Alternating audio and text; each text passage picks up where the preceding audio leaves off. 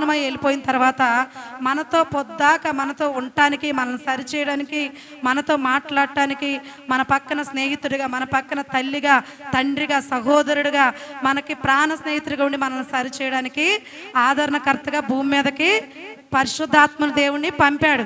ఎందుకు పంపాడంటే మనల్ని సరిచేయడానికి. ఎవరైతే ప్రయత్నం చేస్తూ ఉంటారో, ఎవరైతే నిలబడడానికి స్థిరంగా ఉంటారో, ఎవరైతే దేవుని కంటే ఎక్కువగా దేన్ని కూడా చూడకుండా దేవుని కోసమే బ్రతకాలి, దేవుణ్ణి స్తుతించాలి, దేవుణ్ణి ఘనపరచాలి, ఆయన మాత్రమే హెచ్చించాలి అని ఎవరైతే సంపూర్ణమైన నిర్ణయాన్ని కలిగి, దేవుడు చూస్తున్నాడనే భయం కలిగి, పాపాన్ని అసగించుకుంటూ, లోకాన్ని అసగించుకుంటూ, దేవునికి ఇష్టం కాని కార్యాలను రోతవలే చూసుకుంటూ ఉంటారో వాళ్ళను పట్టుకోవడానికి దేవుడు ఈ భూమి మీదకి వచ్చాడు. హల్లెలూయా.